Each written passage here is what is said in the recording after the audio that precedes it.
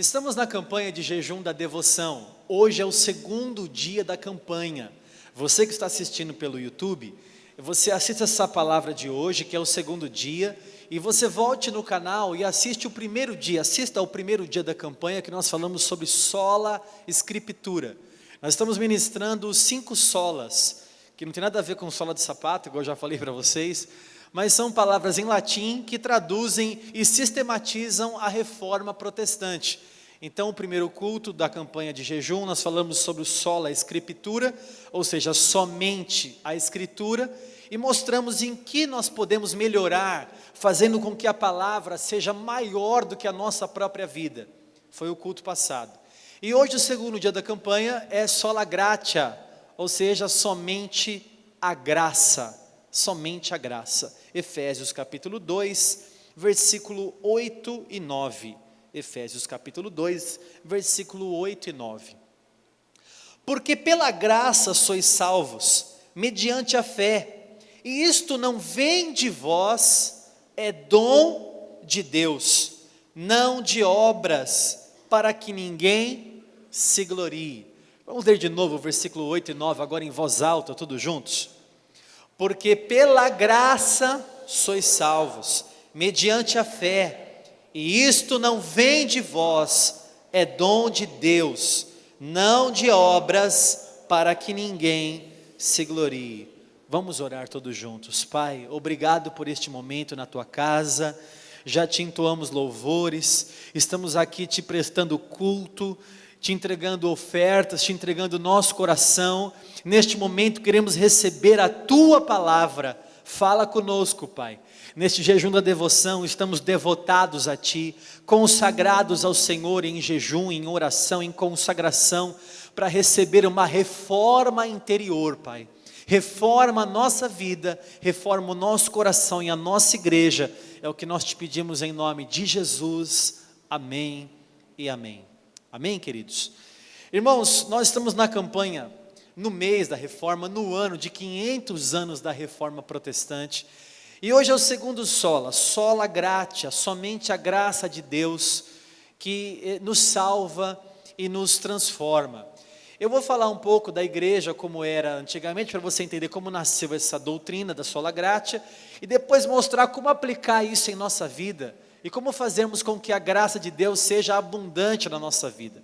Primeiro, irmãos, nós temos que entender por que foi colocado então este título, sola gratia, somente a graça. Obviamente, porque a igreja daquele século XVI, século XIV, não estava pregando a salvação somente pela graça, mas a salvação também, ela era adquirida por outros meios, como por exemplo, a doutrina do purgatório. O Papa Gregório, ele estipulou e criou-se essa doutrina que é antibíblica, a doutrina do purgatório. Bispo, o que é o purgatório? O purgatório é um suposto lugar, onde as pessoas que morrem, vão para esse lugar, a fim de que por meio do fogo que existe neste lugar, se purguem, se façam expiação do próprio pecado, fiquem lá num espaço de tempo, a fim de pagar toda a sua pena, e dali do purgatório a pessoa vai então para o paraíso. É uma doutrina que não encontra embasamento bíblico, não é? A igreja estava pregando sobre isso, por exemplo. Então, a mudança da doutrina da graça para a doutrina da penitência, do purgatório, das missas. Só para você ter uma ideia, pessoal, as missas aos mortos começou lá atrás com a ceia do Senhor. Veja que com o passar dos anos a igreja vai mudando o seu ritual de tomar a Santa Ceia. Por exemplo, em Atos capítulo 2, a Bíblia fala que a ceia era tomada de casa em casa. Eles partiam pão de casa em casa. Ou seja, ia nas casas uns dos outros e partiam o pão. E celebravam a Santa Ceia. Então eu estava lá na casa da Irilane, do Flávio, estava lá com a pastora, e eu falava assim: Iri, tem um pão aí? Tem, bispo. Aí a gente pega um pão e reparte o pão juntos, e consagra a Deus, e toma ali a ceia do Senhor, em memória de Jesus Cristo, que deu a vida por nós. Celebramos essa Santa Ceia. Dali, de que era feito de casa em casa, passou a ser feito agora na igreja, na congregação.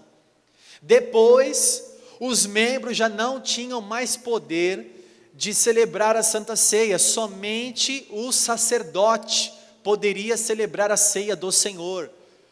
Posteriormente, e até hoje, em alguns lugares, o fiel não pode nem tocar no pão, mas já é colocado direto na boca do fiel, para poder nem mastigar o pão. Se você pode, você tem que engolir de uma vez. Não sei como é que dá para fazer isso, mas dá.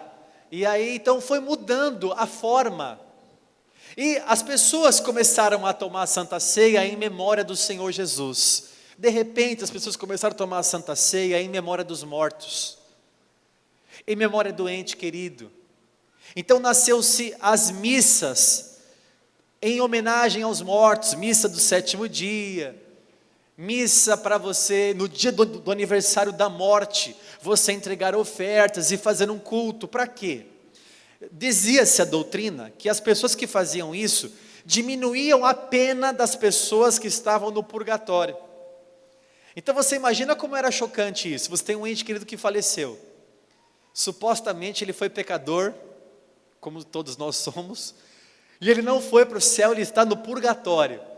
Aí você pensa assim: o meu filho está lá, minha mãe está lá, meu pai está lá, meu avô está lá, meu primo está lá, meu irmão está lá, o que eu posso fazer por ele? Então na hora da missa, você pagava indulgências, penitências, cultos.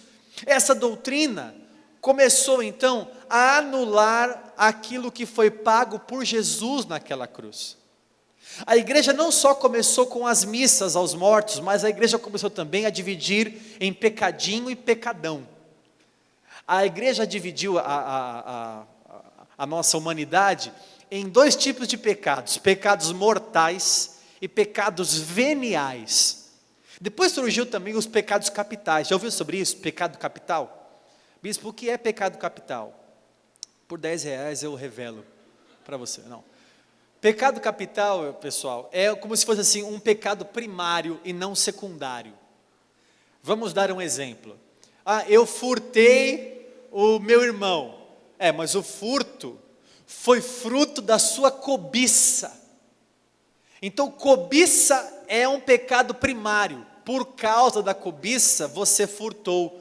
Então o furto não é primário, o furto é secundário devido ao pecado capital, que é a cobiça, por exemplo.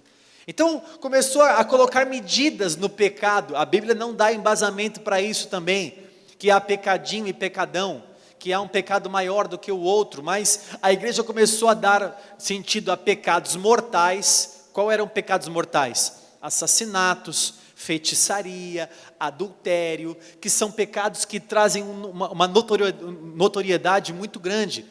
Então a esses pecados só Jesus que vai poder te salvar. Mas os pecados veniais, o que é venial? A palavra venial no dicionário significa perdoável. A palavra venial no dicionário significa desculpável, digno de perdão. Então a igreja falou assim: olha, mas alguns pecadinhos assim como iras, rixas, facções, as coisinhas mais leves, você consegue pagar por esse pecado. Como é que você paga então? Tem várias formas. Então o responsável pela igreja dizia assim: faça o seguinte, você quer pagar pelo teu pecado? Não quero ser pecador. Então para você pagar, primeira forma, indulgências. O que eram indulgências? Um pagamento, você paga, sei lá, um valor X e você tem perdão de pecados. Você dá uma esmola e você tem perdão de pecados. Às vezes a penitência era a pessoa fazer boas obras. Vá lá e faça boas obras.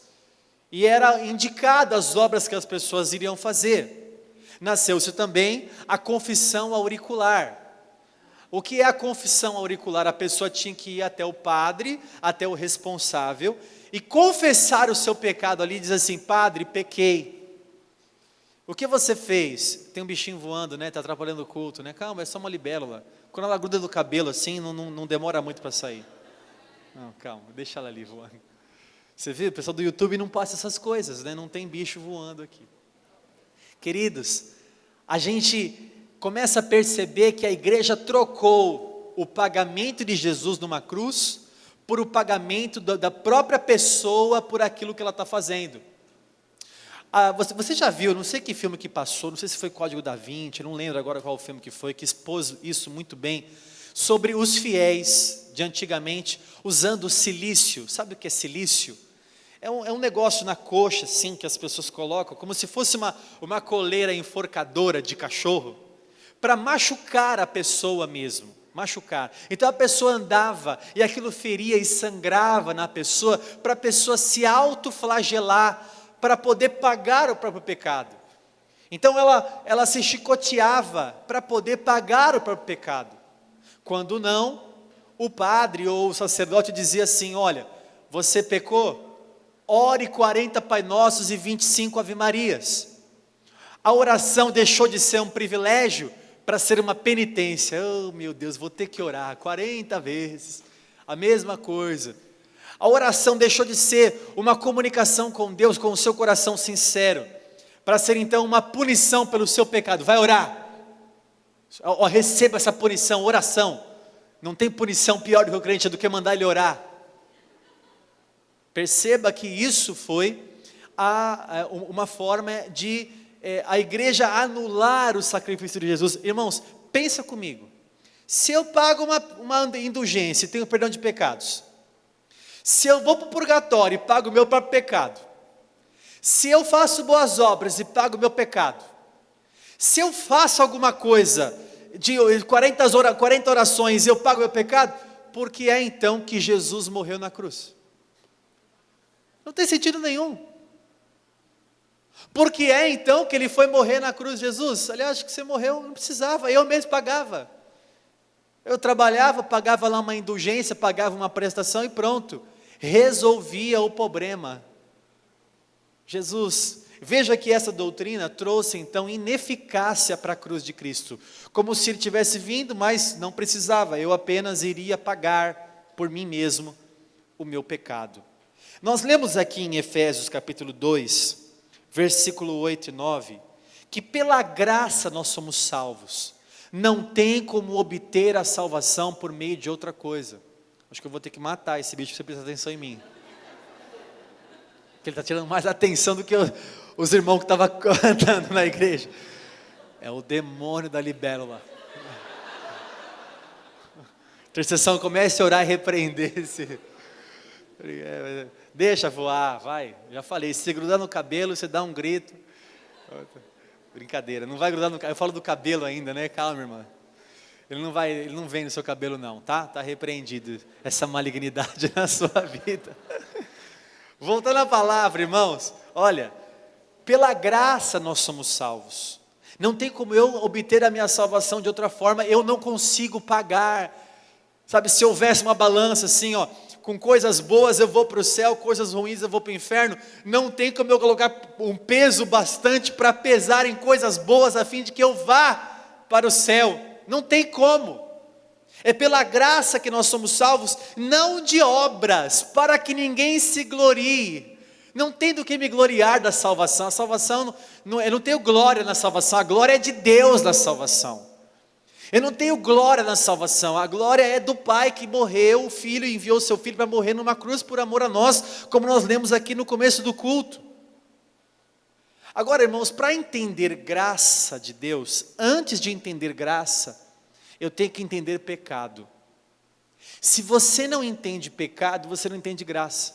Você diz assim, por que ele morreu na cruz? Eu sou tão bonzinho. Se você não entende o tamanho do pecado, você não entende o tamanho da graça. Olha, é fácil de você decorar, vou te dar 2 textos para você decorar. Romanos 3:23, 6:23. É fácil de decorar, né? 3:23 e 6:23. Romanos 3:23 fala assim, ó, todos pecaram e carecem da glória de Deus. Romanos 6:23, o salário do pecado é a morte. 3:23, todos pecaram. 6:23, o salário do pecado é a morte. Todos pecaram, todos merecem a morte. Todos pecaram, todos merecem a morte. Ficou bem explicado? Quem pecou? Eu, inclusive, que sou bispo? Claro, Todos nós. Todos nós pecamos. Todos pecamos e todos merecem o quê? A morte. A hora que eu entendo o tamanho do pecado, eu vejo o tamanho da graça de Deus na minha vida. Sabe o que é graça? É a retribuição mais injusta que eu recebi na minha vida. Deus pode ser injusto? Nessa hora sim.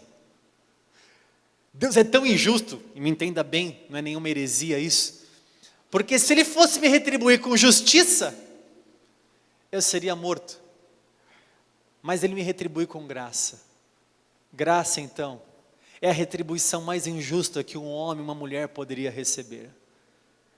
Ah Deus, que injustiça maravilhosa o Senhor cometeu com a minha vida, me perdoando, tamanho pecado que eu cometo todos os dias da minha vida, tamanho pecador que eu sou desde que eu nasci, porque em pecado me concebeu a minha mãe. Não há um justo sequer, nenhum sequer, inclusive eu. Eu não sei, Senhor, o que fazer para obter a salvação. Aliás, eu não tenho o que fazer para obter a salvação. Então Deus vem e com a graça dEle, Ele envolve a nossa vida e nos retribui injustamente daquilo que merecíamos verdadeiramente, que é a morte. Para você entender o que é pecado, e quanto mais pecador você se entender, maior vai ser a graça de Deus na sua vida. Quanto mais pecador você se enxergar, mais vai pesar a graça em você. Vamos ler Lucas capítulo 7, abra comigo a sua Bíblia. Lucas capítulo 7, a partir do versículo 36, esse texto é muito lindo, que acontece com Jesus, e ele está na casa de um fariseu, e esse texto mostra o tamanho da graça.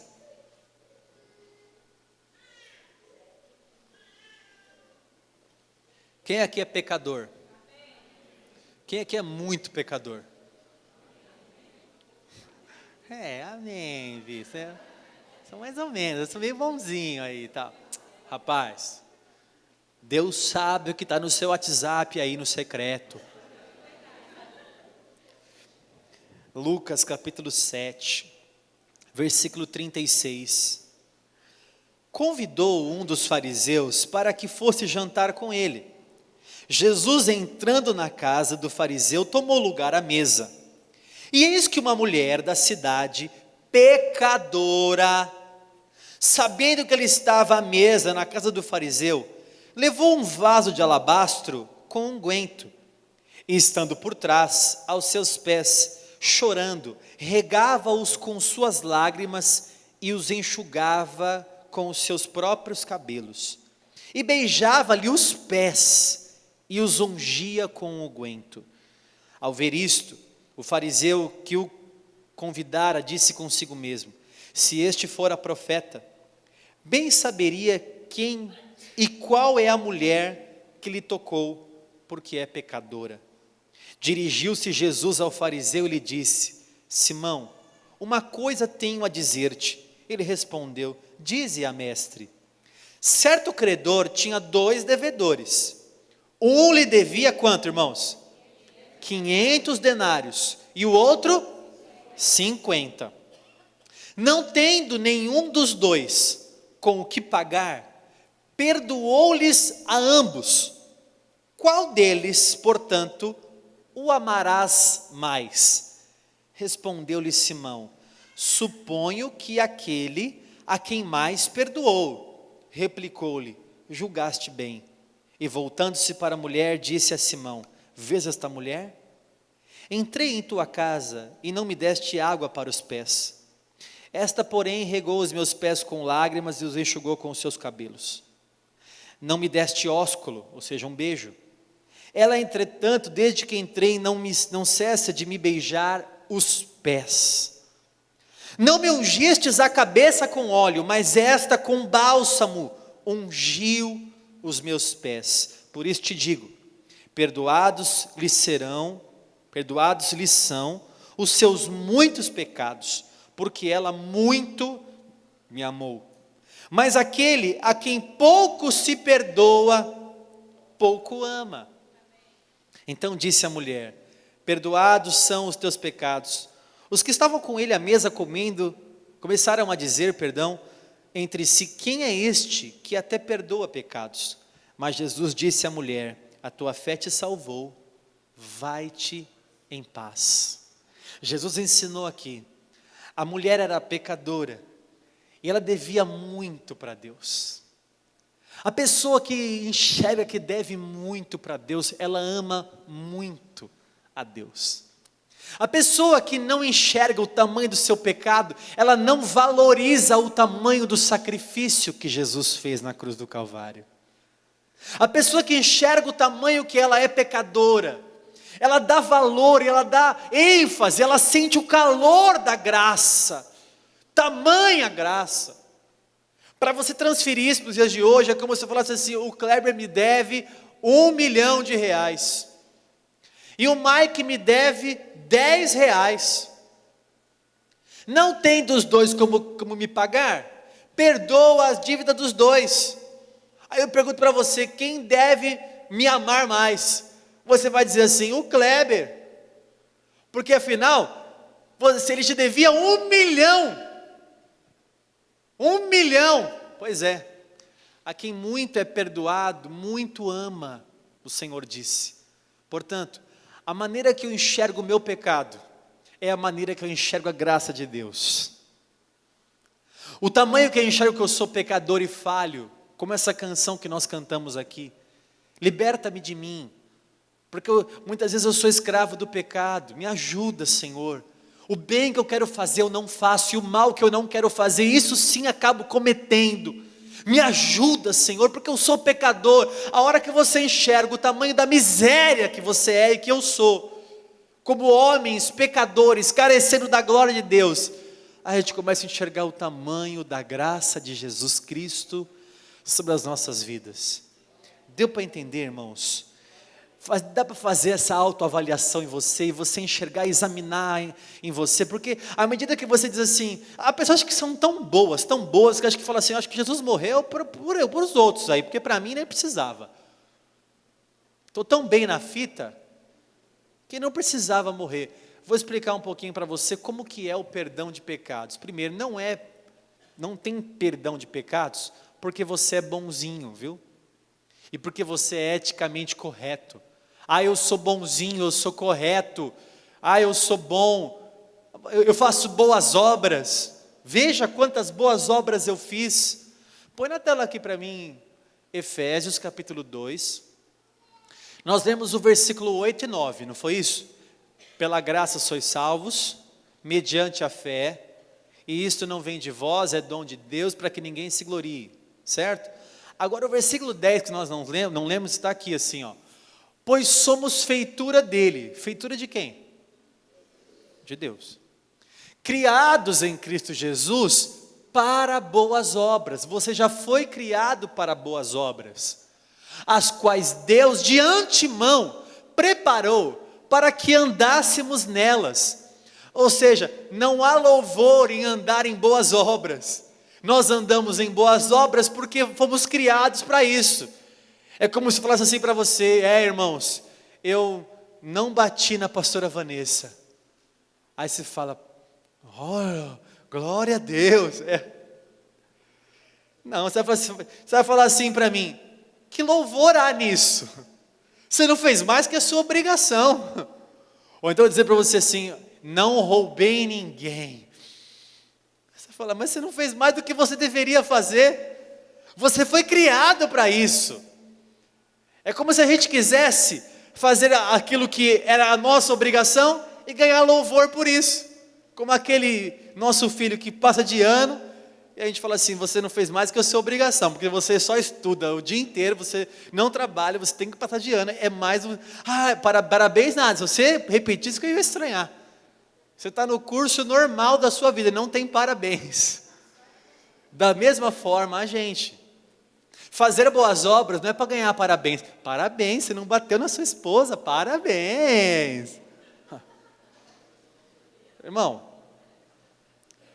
nós somos criados para isso, então não é por isso que nós somos perdoados. Não é também porque eu guardo a lei. Não precisa abrir, Gálatas 3:11, diz assim o texto: e é evidente que pela lei ninguém é justificado diante de Deus, porque o justo viverá pela fé. Não é porque eu guardo a lei e os mandamentos que eu sou justificado. Não é porque eu obedeço que eu recebo justiça, não é pela lei. Outra coisa, receber perdão, receber um milagre, receber a graça de Deus, não é porque eu me sacrifico. Aliás, se eu me sacrifico, eu estou querendo pagar aquilo que eu estou recebendo de graça, e ninguém paga aquilo que é de graça. Você chega no mercado, para ganhar uma amostra grátis de alguma coisa, você fala, não, eu quero pagar por isso. Você fala, mas não tem preço, tal. Não, mas eu quero pagar, quanto que é? A pessoa fala, não, mas isso aqui é grátis. Não, mas eu quero pagar. Veja que não tem sentido querer pagar aquilo que já foi pago. É como se você fosse pagar uma prestação da sua casa, aí você chega lá de novo e fala assim, quero pagar de novo. Você fala, não, mas já está pago. Não, mas eu quero pagar de novo. Mas como é que você vai pagar de novo? Já está quitado. Não, mas eu quero pagar mais uma casa. Você vai lá e compra um celular, quitou o celular é teu. Olha, mas só porque eu sou bonzinho, eu quero pagar de novo. E por que é que a gente faz isso com aquilo que Deus pagou por nós? Irmãos, eu recebi uma ligação, na verdade foi um WhatsApp na sexta-feira que me entristeceu muito. Há uma irmã nossa, que ela veio bem esporadicamente, mas é uma querida, e ela está passando um problema com a família, de enfermidade muito sério. Nós temos orado por eles, e orado aqui, inclusive nos cultos, por essa família. Ela desesperada, pedindo oração para todo mundo, indo para São Paulo de carro, liga o rádio, e no rádio um irmão fala assim, você que está passando por aflição, mande o seu nome para mim, e o seu telefone, manda nesse WhatsApp, me manda o seu nome, só o seu nome, que eu vou trazer uma revelação sobre a tua vida, e uma visão sobre a tua vida. E essa irmã então, com toda sinceridade do coração, poxa, eu estou com uma pessoa enferma na minha casa, alguém fala que vai orar por mim, que vai trazer uma revelação. Depois eu vou explicar o que é isso, tá, irmã? Porque ninguém consegue controlar a revelação, tá? Eu vou ter uma revelação agora, eu vou ter uma visão agora. Isso é balela. Mas a irmã, na sinceridade do coração, e no momento de aflição que ela está passando, ela mandou o nome e o telefone. A pessoa então fez uma oração pelo telefone, e disse assim para ela, olha, aí trouxe um revelamento lá, de um monte de coisa. Não é revelação porque era revelamento mesmo. Porque você está com problema no seu casamento, o casamento dela está super bem, você está com problema nas suas finanças, está super bem as finanças dela, não tem nada de mal, mas esses últimos 3 meses agora do ano vão ser terríveis para você, e que não sei o que e tal. Olha, mas nós estamos numa campanha. Estamos numa campanha de 3 vezes, 3 de 21 dias, depois mais 21 dias, e depois mais 21 dias, e é a campanha do Salmo 91. E como é que funciona essa campanha do Salmo 91? Agora, para você entrar na campanha, você dá R$91, aí mais 21 dias, aí você dá a segunda parcela de R$91, e eu escutando o áudio, e você imagina como eu fiquei calmo naquela hora. E aí mais 21 dias, e aí mais R$91, do Salmo 91. E aí, olha, eu vou te passar a conta do Itaú, que é a conta corrente, a conta do Banco do Brasil, que é poupança, a conta do Banco do Bradesco, que é corrente e tal. E falou lá, e falou. Por isso que eu falo que reforma não é só contra a Igreja Católica. Quando eu falo de reforma, é reforma para toda a igreja, inclusive a nossa. Essa campanha não é para fazer a campanha de reforma da Católica. Essa campanha que estamos fazendo é uma campanha de reforma nossa. Aí eu escutei aquilo, aí eu gravei um áudio para ela. Querida irmã, olha, você sabe que eu tenho um apreço pela sua vida. A gente já se conhece há muitos anos mesmo. E tem pessoas sérias orando pelo seu familiar. Nós estamos orando, ele está em estado grave, mas a gente crê no poder de Deus e na vontade soberana do Senhor também. Mas posso falar com toda sinceridade, me entenda bem, falei para ela. E aí gravei, esse cara é um canalha, é um palhaço, é um falso profeta, é um ladrão, ele não é pastor nem aqui e nem na China, ele só quer saber do teu dinheiro, porque onde já se viu eu pagar R$91 para receber a cura do meu familiar? Custa R$ 91 a cura do meu familiar. Ou 3 de 91. Quer dizer, eu faço uma campanha na igreja para comprar alguma coisa, para, sei lá, vender alguma coisa, para ganhar um milagre. É assim que eu trabalho com Deus. Eu dou 91 e Ele me dá o que eu preciso. Então esse cara é um palhaço, canalha. Manda esse áudio para ele, manda meu nome é Tardes, meu telefone está aí, fala para ele me chamar e trazer uma visão sobre a minha vida. Pode mandar. É óbvio que eu acho que ela não mandou. Deixa eu me acalmar. Reforma. Isso não é graça.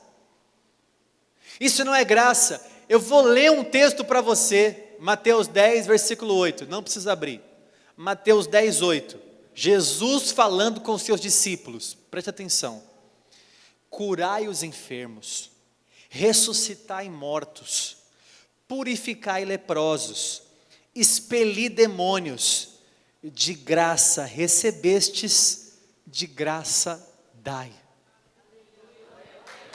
Aleluia.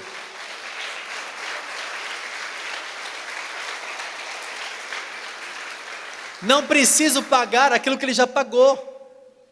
Recebemos de graça. Você quer um milagre? Vá até uma pessoa séria e de graça essa pessoa vai fazer uma oração ao Senhor e Ele vai ouvir a oração. Eu não preciso entrar numa campanha de 91, de 23, de 48, de 94, 129. Não precisa.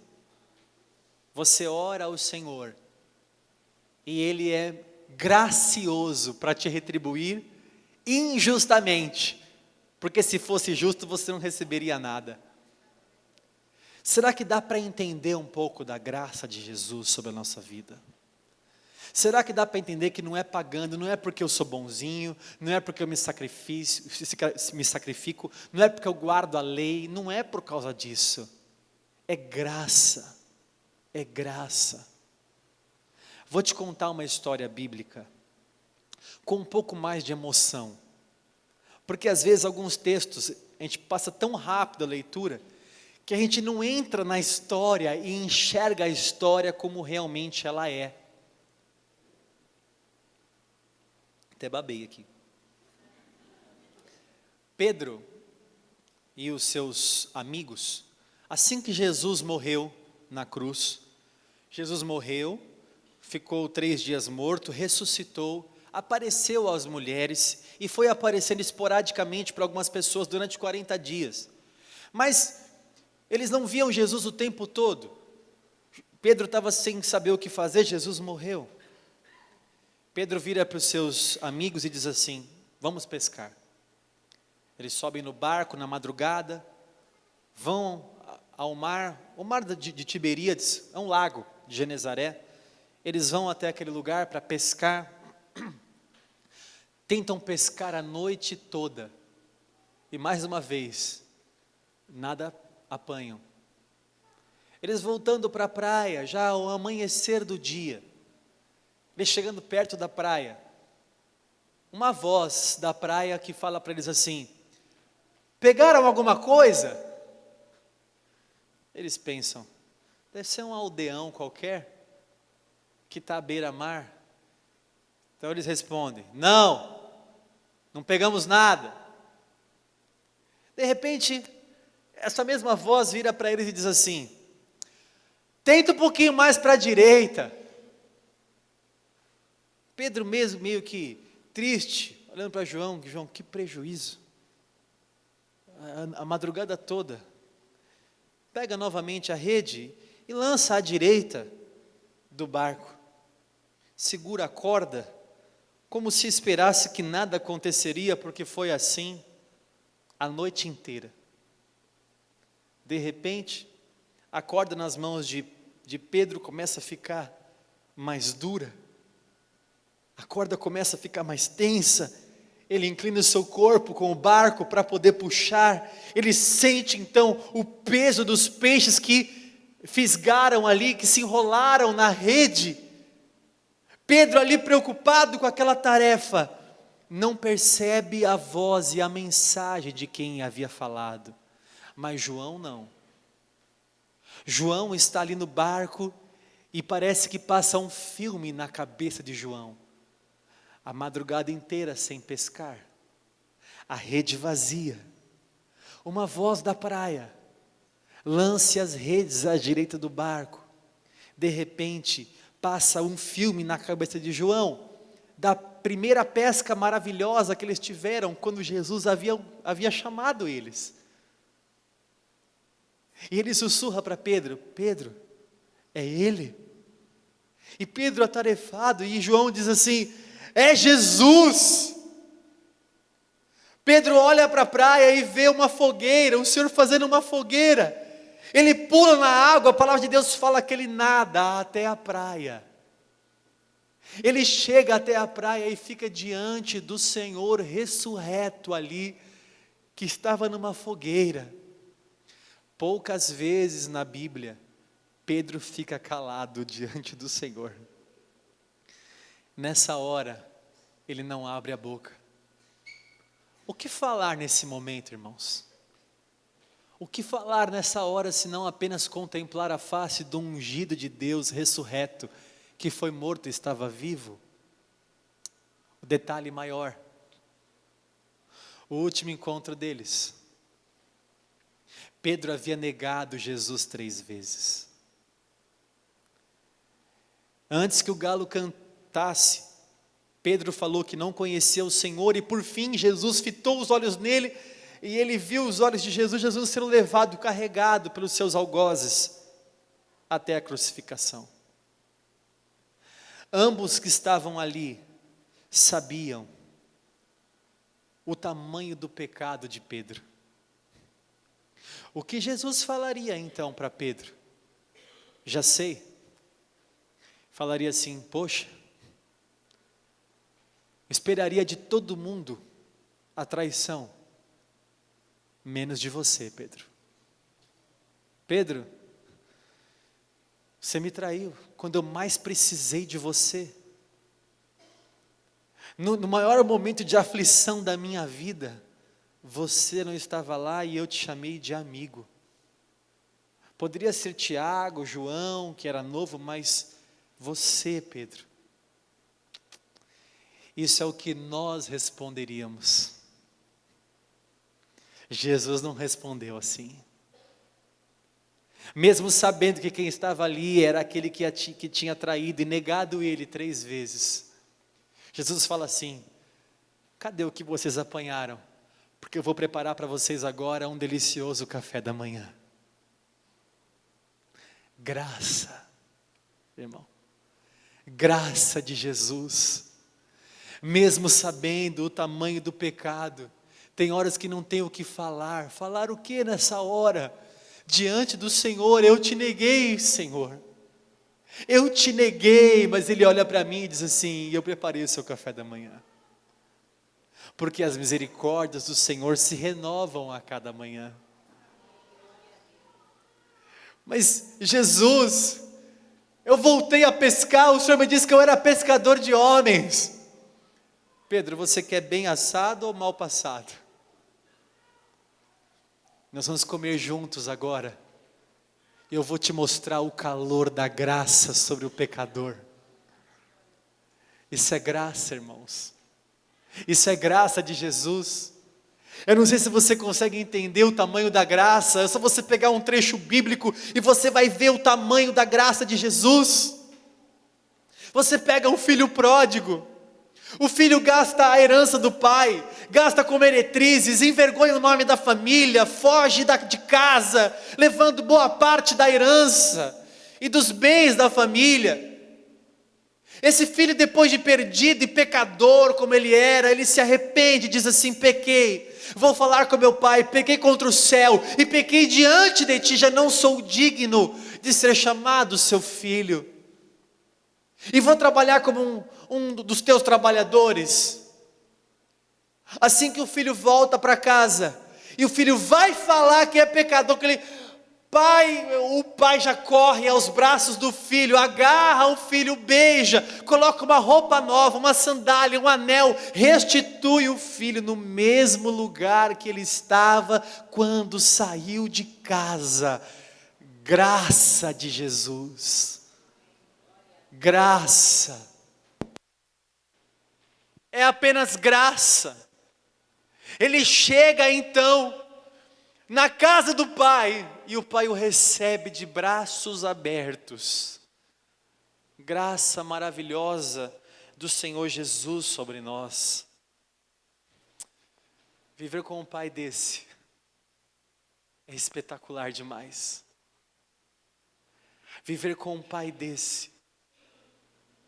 Para completar as ilustrações de hoje, eu não contei essa pela manhã, mas eu vou contar agora. 2 irmãos estavam brincando de bola.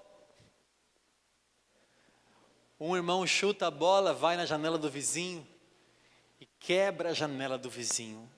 Os dois sentam, vejam que nada está acontecendo, o vizinho sai desesperado. Quem foi? Quem foi?